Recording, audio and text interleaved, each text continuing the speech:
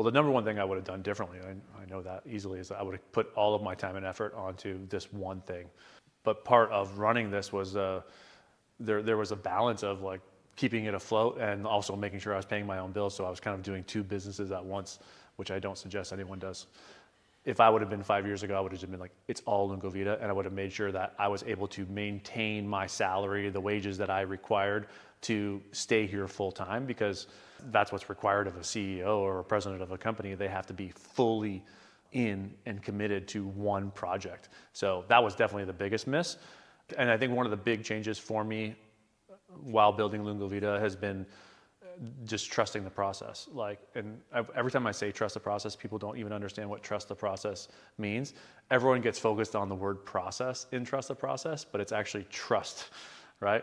And so what trust the process means is just lay out where it is that you want to go and trust that if you just keep walking the path that you're going to get there, which seems very simple, but doubt creeps in all the time and pulls us off that path. So I think that trusting of the process has also really slowed me down a lot. Also, having someone like Maya on staff is like, she's also slowed me down, because I'm like the visionary, she's the implementer, and she's the processes. And so having a partner essentially that reels me back in when I go flying off the deep end and saying we should do 20 other things, say, hey, nope, let's get back onto the path, I think is really, really important. So yeah, I guess trusting the process, I would say.